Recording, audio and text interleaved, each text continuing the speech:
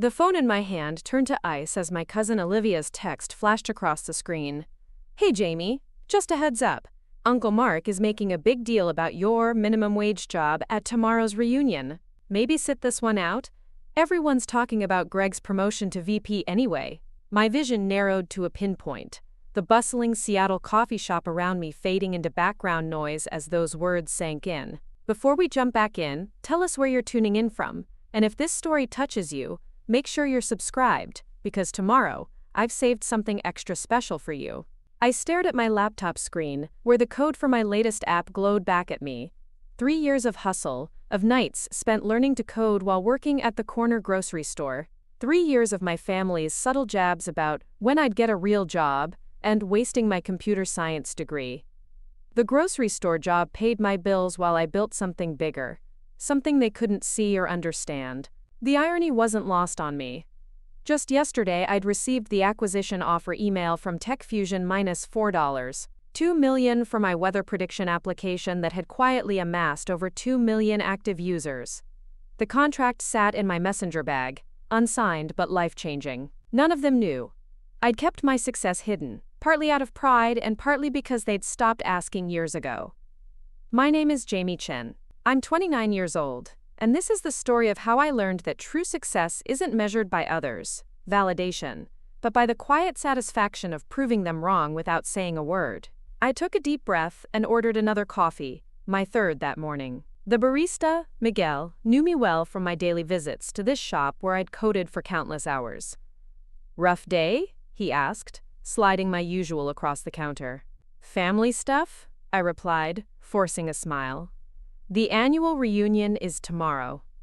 Miguel nodded knowingly. He'd heard enough of my stories about the Chen family gatherings, the status comparisons, the not-so-subtle competition between cousins, the way my Aunt Caroline would pat my hand and say, "There's still time to join your father's firm, dear." My father, brilliant investment banker Mark Chen, had built a regional financial services company that had become the family legacy. My cousins Greg and Olivia had joined straight out of college, taking the prescribed path to success. I had chosen differently, much to everyone's disappointment. "Maybe I should skip it," I murmured, more to myself than to Miguel. He shrugged, wiping down the counter. "Or maybe you should go and let them underestimate you one last time." His words struck a chord. For 3 years I'd worked the register at Green's Grocery by day and coded by night. The family saw the apron, not the empire I was building line by line in obscurity. They pitied the community college dropout who, quote, couldn't handle the pressure of a corporate finance degree, never knowing I'd left because I'd found my true calling in technology. I glanced at my phone again. 5 missed calls from my mother, probably about the reunion logistics. I ignored them and opened my laptop instead, reviewing the acquisition documents once more. TechFusion's offer wasn't just money. It included a leadership role, equity in the parent company, and resources to scale my app globally. All because I'd trusted my instincts when everyone else had written me off. The coffee shop began to fill with the lunch crowd, professionals in sleek suits hurrying in for their midday caffeine fix. 3 years ago, I'd watched them with envy, thinking they had everything figured out. Now I recognized the hollow look in many of their eyes. The same look my father carried home each night despite his success. I packed up my things slowly, calculating. The reunion was at my parents' lake house, a showcase of wealth my father had built through decades of 16-hour workdays and missed family dinners. I hadn't been there in over a year, my last visit ending with my Uncle Stan's drunken lecture about responsibility and wasting potential after discovering I was still working at the grocery store. The TechFusion contract needed to be signed within the week. The timing was almost poetic. Outside, Seattle's characteristic drizzle had given way to rare summer sunshine. I walked the 8 blocks to my modest apartment, the one my family believed I could barely afford on my minimum wage salary. They didn't know that I'd chosen to live simply while pouring every spare dollar into server costs and development tools. They didn't know that my app had first gained traction 18 months ago, or that I'd turned down an acquisition offer triple my current salary last year because I knew it was worth more.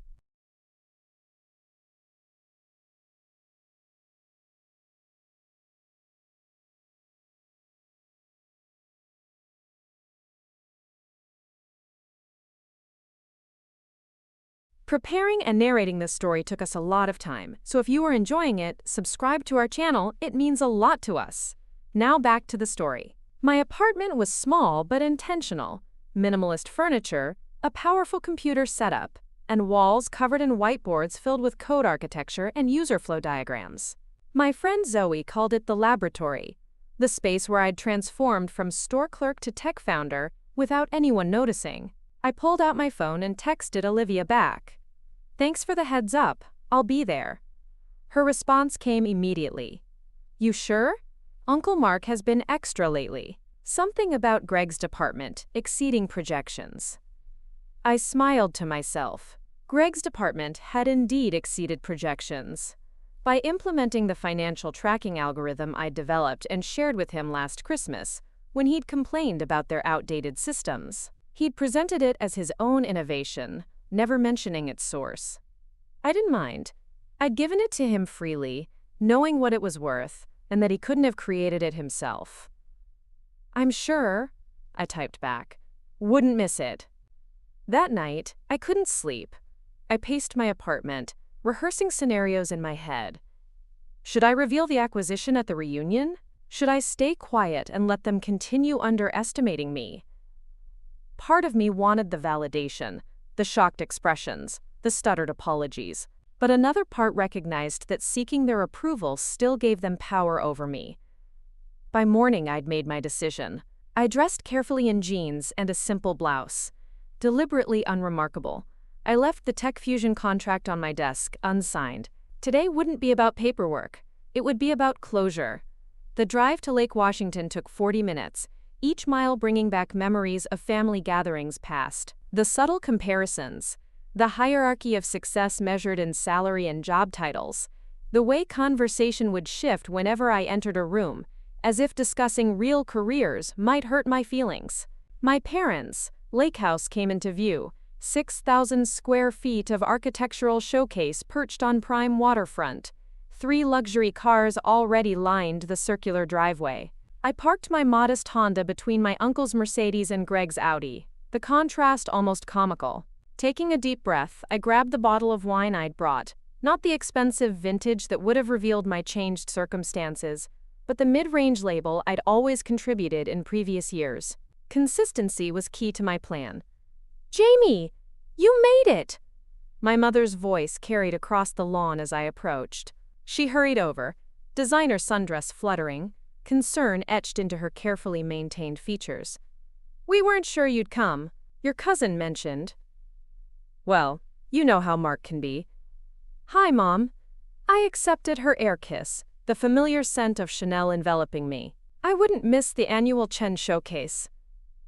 She winced at my phrasing but quickly recovered her hostess smile. "Everyone's on the back deck.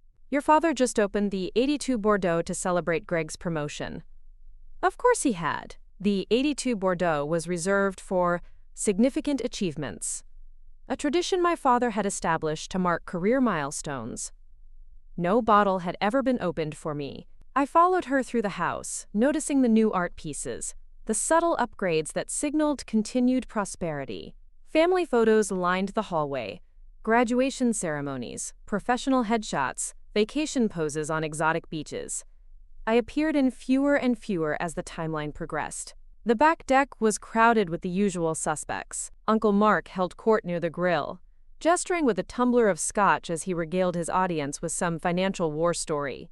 Greg stood nearby, soaking in the reflected glory, occasionally adding details to enhance the narrative. Aunt Caroline arranged canapes while cousins and family friends clustered in conversational groups, all dressed in the subtle signals of wealth: designer casual, expensive watches, perfect hair. Olivia spotted me first, breaking away from the group to intercept me. "You actually came," she whispered. "Dad's been on a tear about wasted potential all morning. I think he's using you as a cautionary tale for my brother." "Charming as ever," I replied, keeping my expression neutral. "How are things at the firm?" "Intense. Dad's pushing for regional expansion, but the numbers aren't quite there." She lowered her voice further. "Between us, interesting. The family business wasn't as solid as they pretended." I filed that information away and plastered on a bright smile as Uncle Mark noticed my arrival. "Well, look who decided to grace us with her presence," he called out, voice booming across the deck. "The grocery girl herself!" Conversations paused as heads turned my way. I felt the familiar weight of their collective judgment. The slight embarrassment on my parents' faces, the poorly disguised pity from the extended family, the smug satisfaction in Greg's expression. "Hello, Uncle Mark," I said evenly, approaching the group. "Congratulations on the promotion, Greg." Greg straightened his shoulders, clearly pleased with the acknowledgement. "Thanks, cuz. Hard work pays off, you know? You should try it sometime. I could probably get you an entry-level position at the firm if you're finally tired of stocking shelves." The group chuckled, the expected response to the expected jab. I smiled thinly and accepted a glass of champagne from a passing tray. "I'm happy where I am, but thanks for the offer." My father appeared at my side, his presence still commanding despite his retirement 2 years prior. "Jamie insists on finding her own path," he said, his tone making it clear what he thought of that path, "though I keep hoping she'll come to her senses eventually. Some paths just take longer to show their destination," I replied, meeting his gaze steadily. He frowned slightly, unused to me pushing back. In previous gatherings, I'd absorbed their comments with quiet resignation, too focused on my hidden work to engage. Today was different. "Speaking of destinations," Uncle Mark interjected, swirling his scotch, "Greg's department is pioneering our new algorithmic trading system. Increased profits by 22% in just 1 quarter. Revolutionary stuff." Greg beamed. "The board's talking about implementing it company-wide." I took a sip of champagne to hide my smile. The revolutionary algorithm was my creation, a simplified version of what powered part of my app's prediction engine. I'd given it to Greg as a Christmas gift, knowing he was struggling to modernize his department. "That's impressive," I said. "The algorithm must be quite sophisticated." Greg's expression flickered with momentary panic before he recovered. "Extremely. Took months to develop." "I'm sure it did," I replied mildly. Lunch progressed as these gatherings always did. Business talk dominating, achievements tallied like points on a scoreboard, subtle digs wrapped in concern. My job at Green's Grocery became the usual fodder for helpful suggestions. "You know, Jamie," Aunt Caroline said as she passed the salad, "my friend's daughter was just like you. Couldn't find her direction after college. She took a certification course in medical billing and now makes a very respectable salary. I could give you her contact information." "What do you even make at that place?" Uncle Mark asked bluntly, his filter diminished by his third scotch. "Minimum wage? Maybe $1 more." My mother interjected quickly. "Jamie's always been independent. She'll figure things out when she's ready." "She's 30 next year," my father added. "Time doesn't wait forever in this industry." "I'm 29, I corrected quietly. "The point stands," Uncle Mark said dismissively. "Greg was managing a team of 6 by your age. Now he oversees 30 people and a portfolio worth millions." I felt a familiar tightness in my chest. Not from hurt, as it once would have been, but from the effort of containing what I knew. 3 years of dismissal and condescension had built to this moment, yet I found myself reluctant to unveil the truth. Not out of fear, but because I was beginning to recognize that their validation wasn't the prize I'd once thought it was. "Everyone moves at their own pace," I said, spreading butter on a dinner roll with deliberate care. "That's a convenient philosophy for underachievers," Uncle Mark scoffed. My father shot him a warning look. Not in my defense, I noticed, but to maintain the veneer of family harmony.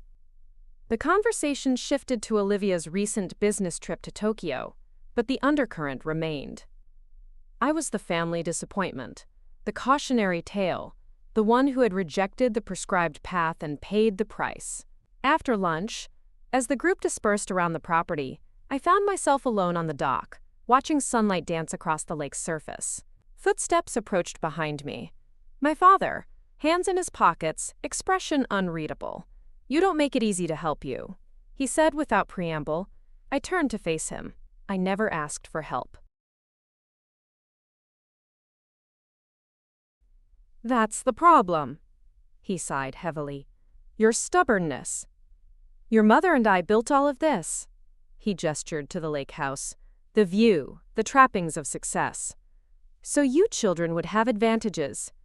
Greg and Olivia understood that. They built on the foundation we provided. And I didn't. I finished for him. You walked away. From the firm, from the connections, from the path we cleared for you. Frustration colored his tone. To work at a grocery store. Do you know how that looks? What people think? There it was.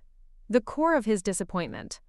Not concern for my fulfillment or financial security, but how my choices reflected on him, how they affected appearances. I never cared what people think, I said quietly. That's the difference between us. He shook his head, the gulf between our values clearly unbridgeable in his mind. There's still time to correct course. Mark would take you on at the firm, despite everything. You're still a Chen. The irony was almost painful. In his attempt to extend an olive branch, he was revealing exactly why I'd chosen my own path. Success in his world wasn't earned. It was granted based on connections, on family name, on conformity to expectations. I've made my own path, I said finally. And I'm doing better than you think. He raised an eyebrow, skepticism written across his features. A cashier at Green's Grocery? That's doing well. I almost told him then. The words rose to my lips. About the app, the users, the acquisition offer that would make me wealthier than Greg's next 5 promotions combined. But I swallowed them back. My success wasn't something I needed to prove to him. It was something I had proven to myself. I'm exactly where I need to be, I said instead. He sighed again, the conversation clearly over in his mind. Your mother wants a family photo before everyone leaves. Try to look presentable, will you? As he walked away, I felt a strange sense of peace settle over me. I had come to this reunion seeking something. Closure, vindication, maybe even a twisted form of revenge. But standing there on the dock, watching my father return to his carefully constructed world of appearances and achievements, I realized I didn't need any of that. The family photo was predictably awkward. Me positioned at the edge where I could be easily cropped out. Greg and his achievements centered, Olivia and her husband completing the picture of success. As the photographer counted down, I felt my phone vibrate in my pocket. A text from Zoe. Tech Fusion's CEO called. Wants to announce the acquisition Monday. You need to sign. I smiled genuinely just as the camera flashed. The drive home was lighter somehow, as if I'd set down a heavy burden I hadn't realized I was carrying. The need for their approval, the hunger for their recognition, it had been weighing on me far more than I'd admitted to myself. By the time I reached my apartment, night had fallen. I kicked off my shoes and padded to my desk where the Tech Fusion contract waited. But instead of signing it immediately, I opened my laptop and logged into my app's backend. The user numbers had grown again, 3 million now, with engagement metrics that made the acquisition offer seem almost conservative. These were the numbers that mattered, not the imaginary scorecard my family kept. I picked up my pen and signed the contract, officially becoming a millionaire at 11:42 p.m. on a Saturday night, alone in my apartment with no one to witness it. And strangely, that felt perfect. The announcement hit the tech blogs Monday morning. By noon, it had spread to the financial news sites my family religiously monitored. Unknown developer sells weather prediction app for $4. 2M, the headlines declared. Most included my name, Jamie Chen, and a brief biography that highlighted my unconventional path from grocery store cashier to tech success. My phone exploded with notifications. Congratulatory messages from friends who'd known about my work, surprised outreach from former classmates who hadn't. And finally, the messages I'd been both expecting and dreading. Mom, Jamie, call us immediately. Is this true? Dad, why didn't you tell us? We need to talk. Greg, WTF, cuz? Is this for real? $4. 2M? Go. Olivia, OMG, Jamie. Dad is literally speechless. Call me. I turned off my phone and went to work at Green's Grocery for my final shift. I had given my 2 weeks notice that morning, explaining everything to my manager Rosa, who had hugged me tight and said she'd always... The store was quiet that Monday. Just a few regular customers and the usual rhythm of restocking and transactions. Miguel from the coffee shop came in for his weekly groceries, a newspaper tucked under his arm with the headline about my app visible. "So the secret's out," he said, placing his items on the counter. "Congratulations." "Thanks," I replied, scanning his groceries. "It doesn't feel real yet." "What will you do now? Buy a mansion? Sports car? Private island?" He grinned. I laughed, shaking my head. "Nothing that dramatic. Join TechFusion's leadership team. Keep building. Maybe get a slightly bigger apartment." "And your family?" I imagine they're having quite the reaction. I thought about the barrage of messages, the sudden interest after years of dismissal. They're adjusting their perspective. Miguel nodded knowingly. "Success is the best revenge," they say. "It's not about revenge," I realized aloud. "It's about validation. But not from them, from myself." I proved I was right to believe in my own path. The store door chimed, and I looked up to see my father entering, looking distinctly out of place in his tailored suit among the grocery aisles. Our eyes met across the store, his expression a complex mixture of confusion, pride, and something that might have been regret. "I should go," Miguel said, gathering his bags. "Looks like you've got company." My father approached slowly, as if entering unfamiliar territory. In a way, he was the world where his daughter rang up groceries while secretly building a tech company valuable enough to attract multi-million-dollar offers. "Your mother's been trying to reach you," he said by way of greeting. "I've been working," I replied, gesturing to my register. He glanced around the store, seeing it properly perhaps for the first time. Not as a symbol of my failure, but as the place that had supported me while I created something of value on my own terms. "Is it true?" he asked finally. "The acquisition? The amount?" I nodded, continuing to scan items for the next customer in line. "The announcement went out this morning." "Why didn't you tell us?" "At the reunion when Mark was—" He trailed off, perhaps realizing how that sentence would end. "Would it have changed anything?" I asked quietly. The question hung between us, weighted with years of dismissal and underestimation. "You could have shut them all up with a single word," he said finally. "That wasn't the point." "Then what was?" I finished with my customer before answering. "I didn't build my app to prove Uncle Mark wrong or to impress you or to earn a place in the family photo. I built it because I believed in it when no one else did. Not even you." His expression shifted, defenses rising. "We were trying to protect you from disappointment. The tech industry is volatile. Startups fail every day." "You weren't protecting me," I countered. "You were protecting your idea of success, your legacy. When I chose a different path, it wasn't just my future I was risking in your eyes. It was your vision of what a Chen should be." Other customers were beginning to notice our conversation, some recognizing my father from his frequent appearances in regional business publications. "This isn't the place for this discussion," he said, lowering his voice. "This is exactly the place," I replied. "This store paid my rent while I coded every night. These people," I gestured to Rosa arranging produce displays, to my coworkers at other registers, "supported me when my own family wrote me off as a failure." His jaw tightened. "No one called you a failure." "Not in those words," I agreed. "But when are you getting a real job?" And every pitying look said it clearly enough. Rosa approached, sensing tension. "Everything okay, Jamie?" "Fine, Rosa." "This is my father." Recognition dawned in her eyes. "Ah, Mr. Chen, your daughter is quite remarkable. We're going to miss her around here." My father extended his hand automatically, the gesture of a man accustomed to business interactions. "She certainly surprised us all."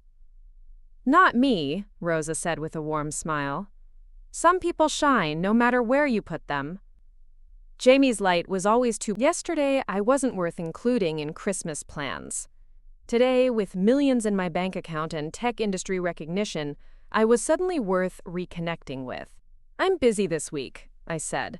"Tech fusion onboarding, apartment hunting, wrapping things up here."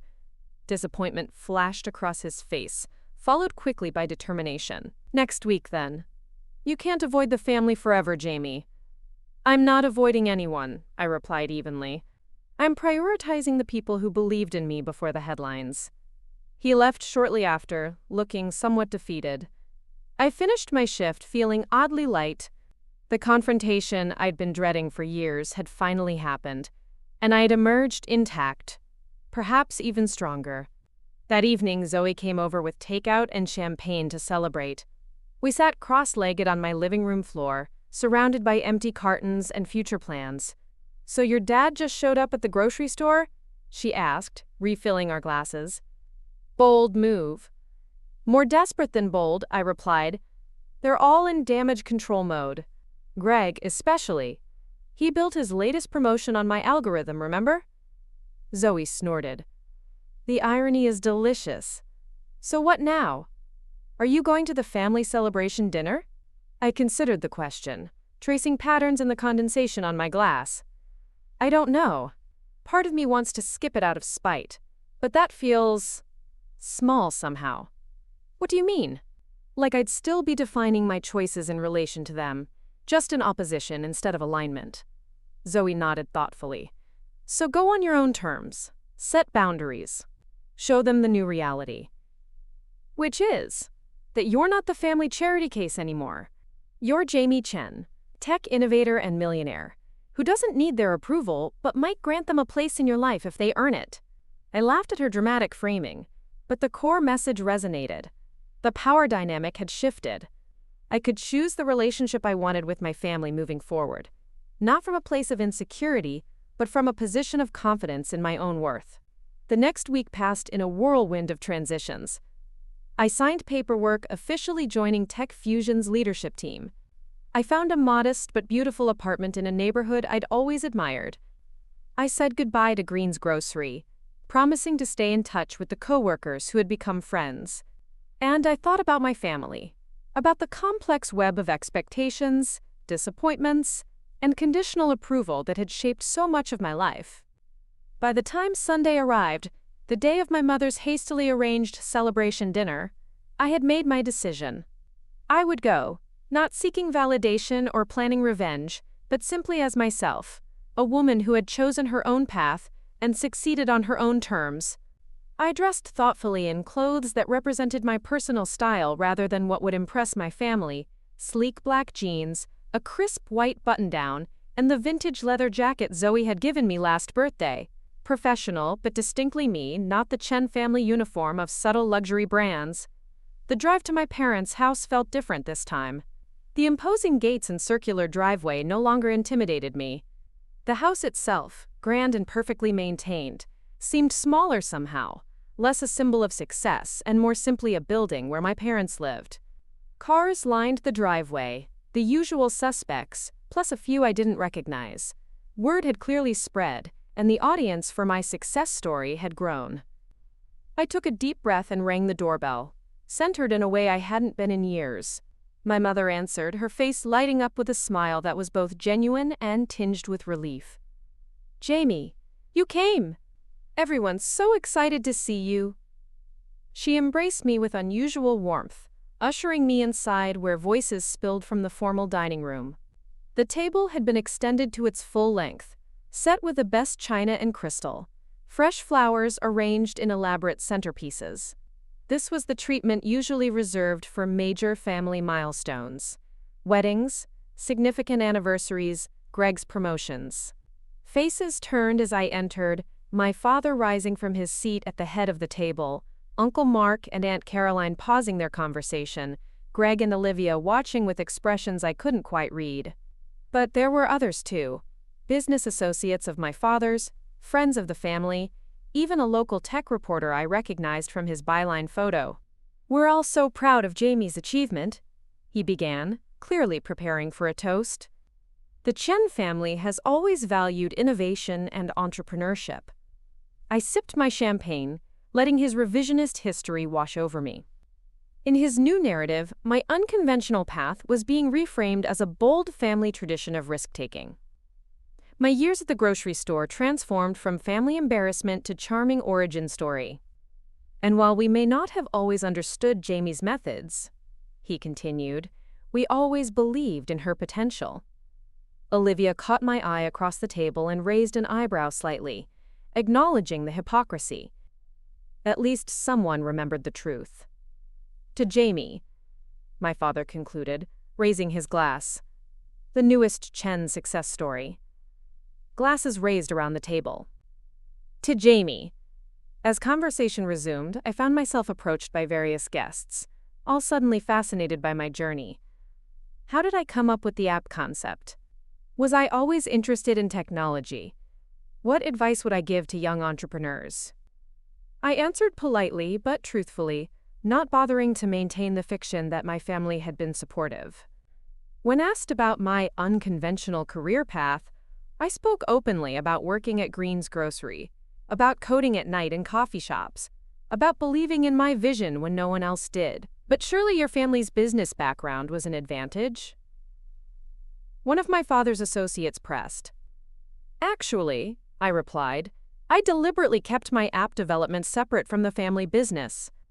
I wanted to succeed or fail on the merits of my work, not my last name.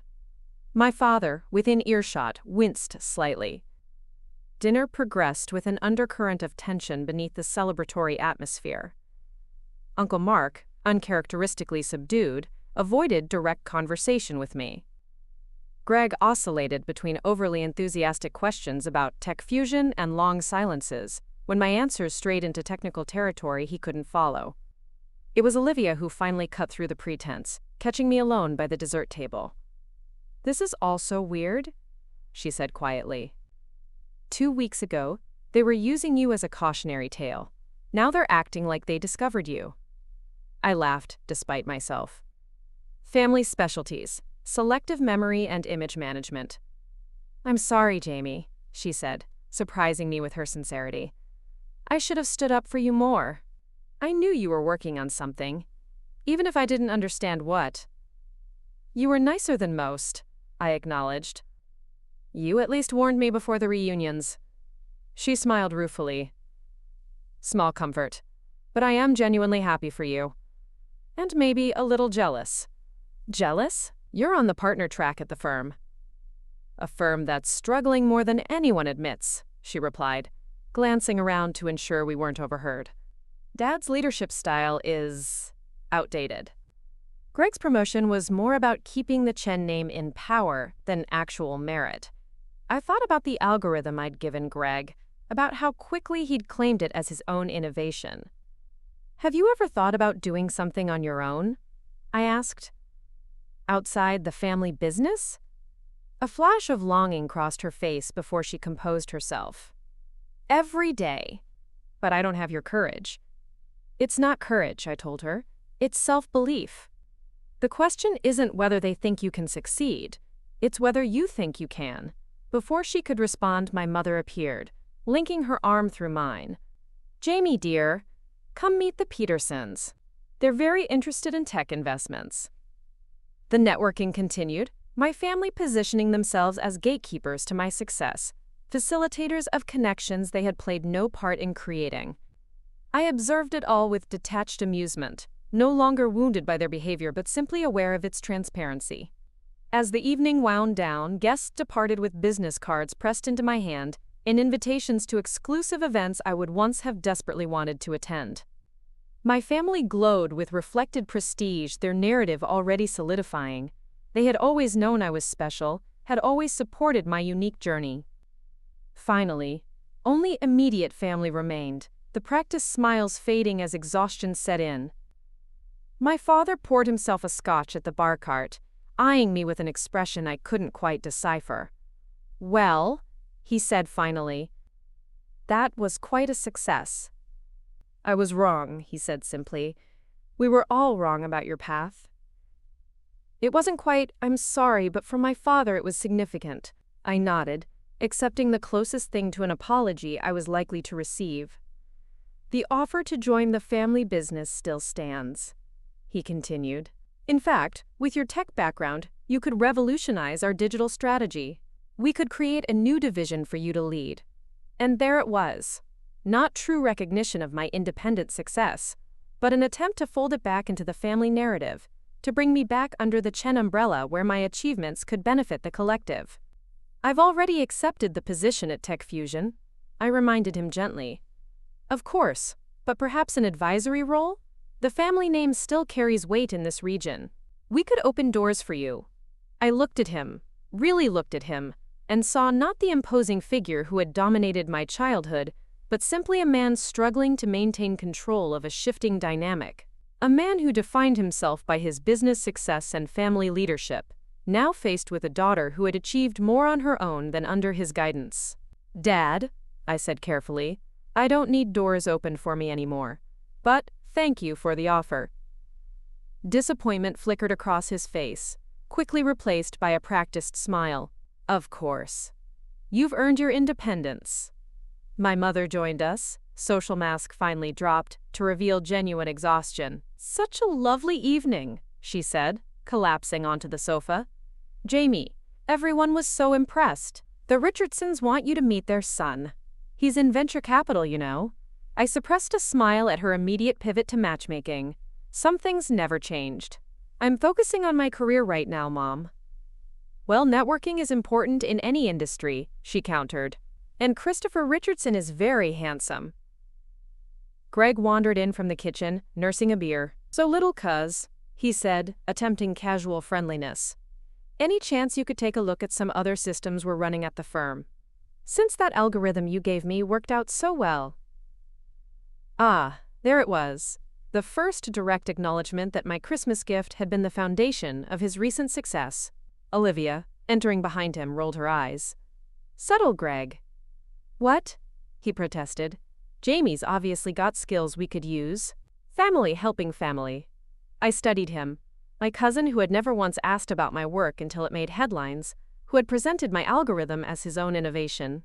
Not from malice, perhaps, but from the unthinking privilege of someone who had never had to fight to be taken seriously. I'd be happy to recommend some developers who could help, I said neutrally. But my focus will be on tech fusion projects going forward. My aunt and uncle emerged from the dining room, Uncle Mark considerably mellower, after several glasses of wine. There she is, he said, his usual booming voice subdued.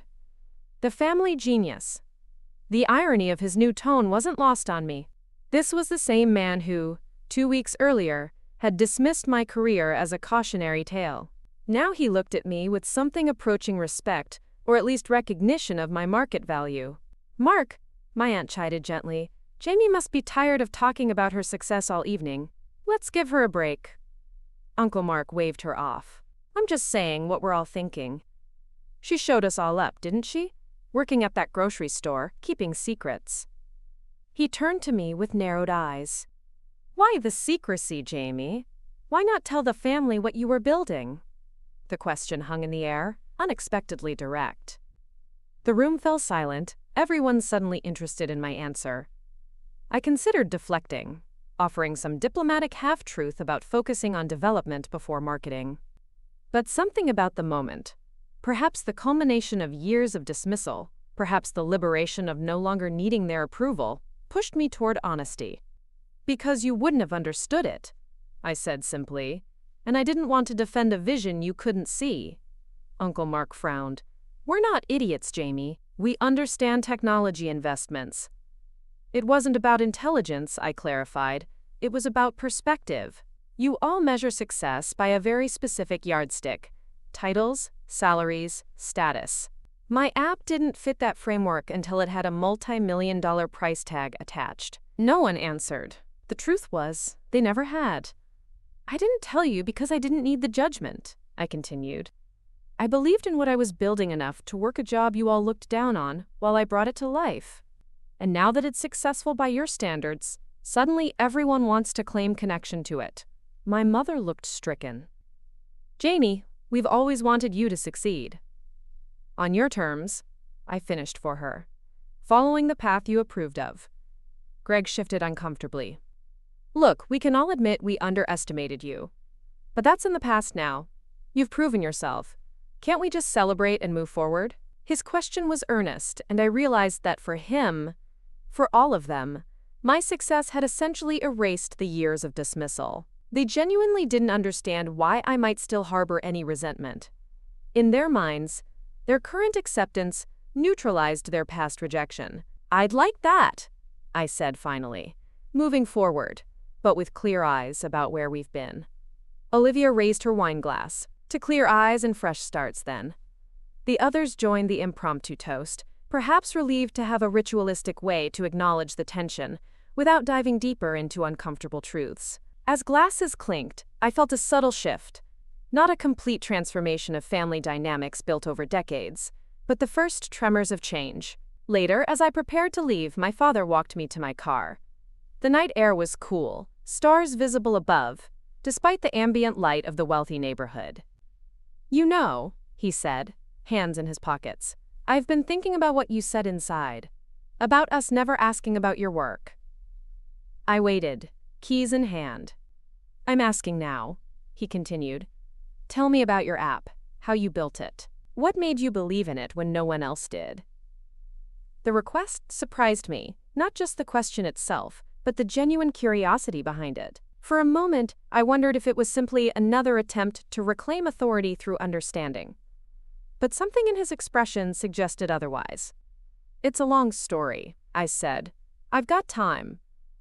We ended up sitting on the stone bench near the garden, the house lights dimming as others retired for the evening.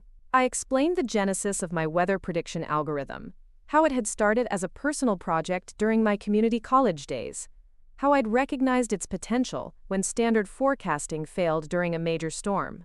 I described the technical challenges, the iterations, the moment when user numbers began to grow organically. I explained how working at Green's Grocery had given me the stability and flexibility to build something revolutionary without external pressure or expectations. My father listened attentively, asking surprisingly insightful questions about scaling and market penetration. He had always been business savvy, even if his vision had been limited to traditional models.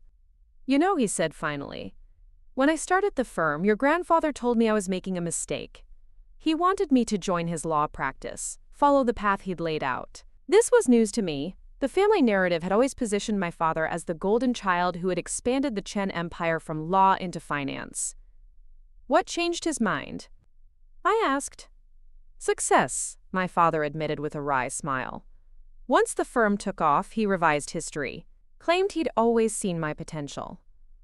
The parallel to my own situation was striking. So you understand what it's like to forge your own path? He nodded slowly. I thought I was giving you and your cousins what I never had. A clear path forward, connections, opportunities. I didn't realize I was doing exactly what my father tried to do to me. It wasn't quite an apology, but it was perhaps something more valuable. Recognition. Understanding. The difference, I said gently, is that Grandpa eventually saw your success for what it was. But even tonight, you're still trying to fold my achievement back into the family business. He looked startled, then thoughtful. Old habits, he conceded. When you've built your life around a certain definition of success, it's hard to recognize other forms. We sat in silence for a moment, the weight of unspoken history between us gradually lightening. I am proud of you, Jamie, he said finally. Not because of the money or the headlines, but because you had the courage to believe in yourself when no one else did. That's rare. Those words, the acknowledgement I had once desperately craved, washed over me. And yet, I realized with some surprise that while they were welcome, they were no longer necessary. Somewhere along my journey, I had stopped needing my father's approval and started valuing my own judgment above all.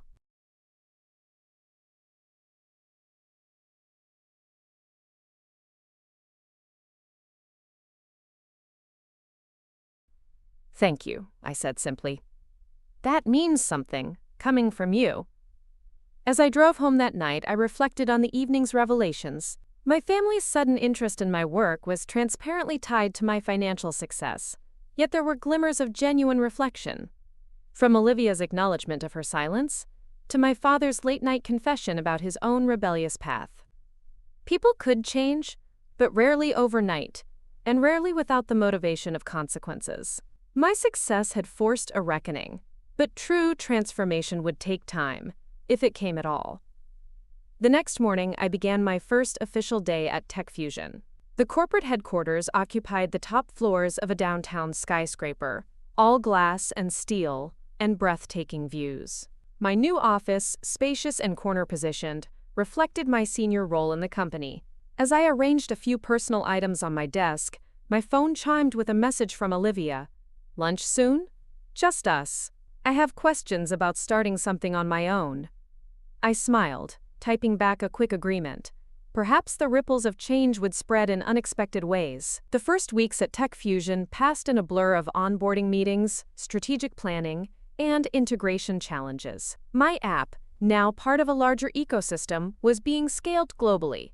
My team expanding from just me to 15 talented developers and data scientists. I maintained my modest lifestyle despite my new wealth, upgrading to a comfortable but not extravagant apartment, investing thoughtfully, donating to coding programs for underserved communities. The hunger for status symbols that drove my family had never taken root in me. 1 month after the acquisition announcement, I received an unexpected visitor at my office. Rosa from Green's Grocery, looking somewhat out of place amid the tech company's sleekness but carrying herself with natural dignity.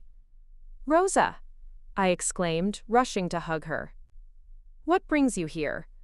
She smiled, glancing around at my office with obvious pride. "I was downtown for a supplier meeting and thought I'd see if the big executive had time for an old friend." "Always," I assured her, leading her to the comfortable seating area by the windows. "How's everyone at the store?" "Missing you," she said, "though Miguel from the coffee shop asks about you whenever he comes in." I smiled, remembering his steady presence during my coding sessions. "I should stop by the shop sometime." Rosa nodded, then hesitated. "Actually, I came for another reason too. My daughter Lucia. You remember her? She's finishing her computer science degree." "Of course," I said. "She's brilliant." "She is," Rosa agreed, maternal pride evident. "But she's struggling to find internship opportunities. The big companies want students from name-brand schools, and the startups want experience she doesn't have yet." I immediately understood what Rosa wasn't quite asking. "We're actually expanding our internship program next quarter. Would she be interested in interviewing?" Rosa's expression brightened. "Really? That would be... Jamie, that would mean everything to her." "It's not charity," I clarified. "If Lucia is half as smart and hardworking as her mother, Tech Fusion would be lucky to have her." As we chatted further about Lucia's studies and interests, I was struck by the contrast between Rosa's approach and my family's. Rosa had come not demanding opportunity as her due, not leveraging social connection for advantage, but simply opening a door for her daughter to walk through on her own merits. After Rosa left, I found myself reflecting on influence, how to use it responsibly, how to create opportunity without creating dependency. My family had always wielded connection as both weapon and shield, a way to maintain hierarchy and control access. But there were other models, better ones. That evening, I received an email from my father. The subject line read simply, "An idea." The message itself was surprisingly thoughtful. He had been reflecting on our conversation about paths not taken, about the narrowness of the family's definition of success. He proposed establishing a foundation to support young entrepreneurs from non-traditional backgrounds. First generation, I have the connections, you have the technical expertise and fresh perspective. We could create something meaningful together, not as Chen and daughter, but as equal partners.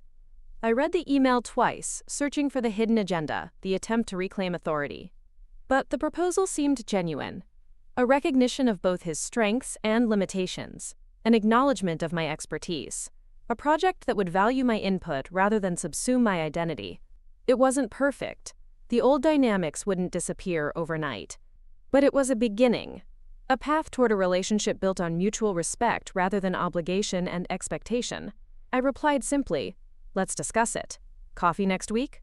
6 months after the Tech Fusion acquisition, I stood on a small stage at the local community college, addressing a room full of students enrolled in the newly established Chen Tech Fusion Innovation Scholarship Program. My father stood to the side, for once content to let me take the lead. Success doesn't look like any one thing, I told the attentive faces before me. It doesn't follow a prescribed path. It doesn't always wear a suit or have a corner office or come with a prestigious title. I gestured to the diverse group. Working parents returning to school, first-generation college students, career changers pursuing new passions. Sometimes it looks like a grocery store cashier coding at night. Sometimes it looks like a nurse developing a healthcare app between shifts. Sometimes it looks like a delivery driver designing a more efficient routing system. My gaze met my father's briefly. He nodded, a small gesture of acknowledgement. The most valuable skill you can develop isn't coding or design or business strategy, I continued. It's self-belief, the courage to pursue your vision even when others can't see it yet. After the presentation, as students crowded around with questions and ideas, I noticed Olivia slip into the back of the room. She had recently taken a leave of absence from the family firm to explore launching her own boutique financial advisory service focused on women entrepreneurs. Uncle Mark had been predictably disapproving. My father, surprisingly, had supported her decision. "Not bad, cuz," she said when the crowd had thinned. "You're good at this inspiration stuff." "It's easy to be inspiring when you've walked the path," I replied. "How's the business plan coming?" "Terrifying and exhilarating," she admitted. "Dad's barely speaking to me, but I'm actually okay with that. For the first time, I'm building something that's completely mine." I recognized the light in her eyes, the same fire that had kept me going through long nights of coding and doubt. "That feeling is worth more than any approval." I smiled, straightening my casual blazer. "Send them in, please." 15 teenagers filed into the conference room, eyes wide as they took in the panoramic views and sleek technology. They came from Roosevelt High, a public school in a working-class neighborhood where STEM resources were limited. Their teacher, Mr. Reyes, had reached out after reading about the Chen Tech Fusion Innovation Scholarship, wondering if I might speak to his students. Instead, I'd invited them to Tech Fusion headquarters for a full tour and mentoring session. "Welcome to Tech Fusion," I greeted them, noticing their mix of nervousness and excitement. "I'm Jamie Chen, and believe it or not, just a few years ago I was working as a cashier at a grocery store while coding at night in coffee shops." Their surprise was visible, exactly the reaction I'd hoped for. Today, I want to share not just how I got here, but why the unconventional path might be your greatest advantage. For the next hour, I walked them through my journey, emphasizing not just the technical challenges, but the mental ones. Believing in yourself when no one else does, recognizing opportunity in unexpected places, using limited resources as a catalyst for innovation rather than an excuse for delay. Success isn't about following a prescribed path, I told them. It's about having the courage to create your own. After my presentation, we moved to the development lab where Tech Fusion engineers had set up coding stations. The students' initial hesitation quickly gave way to enthusiasm as they tackled real-world challenges. Their natural creativity unleashed once they realized there were no wrong approaches, only different solutions. One girl in particular caught my attention, Maya, 16 and intensely focused, asking questions that revealed both technical aptitude and an innovator's mindset. During a break, I approached her.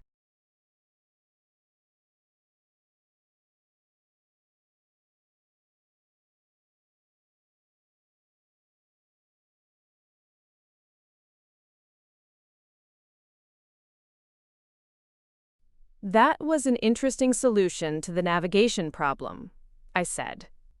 "Most people take the established route, but you found a more efficient path." She shrugged, but I could see my recognition meant something to her. "My dad drives delivery routes. I've been helping him optimize them since I was 12. I nodded, understanding immediately. Real-world experience informing technical solutions. That's exactly the kind of thinking we need more of in this industry. "My guidance counselor says I should focus on getting into a top computer science program," she said hesitantly. "But college is expensive, and my parents can't help much." "There are many paths to success in tech," I told her. "College can be valuable, but it's not the only way. What matters is your ability to solve problems and your persistence when faced with challenges." I shared with her the details of our scholarship program, and our new internship pipeline specifically designed for high school students. An initiative born from my conversations with Rosa about her daughter Lucia, who is now thriving as a full-time junior developer at Tech Fusion. The most successful innovators I know didn't follow traditional paths, I told Maya. They forged their own, using whatever resources they had available and turning limitations into creative constraints. As the students prepared to leave, Mr. Reyes approached me with evident gratitude. "You have no idea what this means to them," he said quietly. "Most tech leaders wouldn't give these kids the time of day." "Most tech leaders forget where innovation really comes from," I replied. "It doesn't come from privilege or fancy degrees. It comes from necessity, from seeing problems others don't see, from having the courage to try solutions others haven't considered." After the students left, I returned to my office to find a text from Olivia. "First client signed. Official launch party next month. Will you come?" I smiled, typing back my confirmation. Her boutique financial advisory firm for women entrepreneurs was gaining traction, despite Uncle Mark's continued disapproval. She had found her own path, inspired perhaps in part by my journey, but ultimately fueled by her own vision and determination. My phone rang, my father, still adjusting to our new dynamic of mutual respect rather than patriarchal authority. "Jamie," he began without preamble, "I've been thinking about the Foundation's next phase. What if we expanded beyond scholarships to include a venture fund specifically for entrepreneurs from non-traditional backgrounds?" I sat back in my chair, pleasantly surprised by the suggestion. That could be powerful. Early-stage funding is where the greatest barriers exist for outsider innovators. "Exactly," he said, warming to the topic. "We could leverage my network for capital while using your technical expertise to evaluate potential. A true meritocracy, not based on pedigree or connections." The Tech Fusion Foundation announced its first venture fund investments, 10 startups led by founders from unconventional backgrounds, each addressing real-world problems with practical, scalable solutions. Maya's father's delivery company was among the first to implement route optimization technology developed through the Foundation's Innovation Lab. Olivia's Ascent Financial crossed the threshold to profitability, her client list growing as word spread about her firm's unique approach to supporting women entrepreneurs. Greg, after much soul-searching, had left the family firm to join a sustainable energy startup, a decision that had finally forced a genuine reckoning between him and Uncle Mark. And I continued to divide my time between Tech Fusion leadership, visible path development, and mentoring emerging innovators from backgrounds similar to my own: grocery clerks, retail workers, service industry employees with brilliant ideas, but limited access to the resources needed to bring them to life. 2 years to the day after receiving that first acquisition offer, I returned to the coffee shop where I'd spent countless hours coding my weather app. Miguel still worked behind the counter, greeting me with warm recognition. "The tech millionaire returns to her roots," he joked as he prepared my usual order. "Some roots are worth returning to," I replied, settling at my old corner table. As I opened my laptop, I couldn't. Success had come not from following the prescribed path, but from having the courage to forge my own, to work a minimum wage job while building something revolutionary, to value substance over appearance, to measure achievement not by others' standards, but by alignment with my own values and vision. The true wealth wasn't in my bank account, but in the lives touched, the opportunities created, the perspective shifted. Every time a retail worker entered the tech industry through one of our programs, every time a young innovator like Maya saw possibility where others saw limitation, every time someone found the courage to define success on their own terms, these were the real returns on investment. My phone buzzed with a text from my father.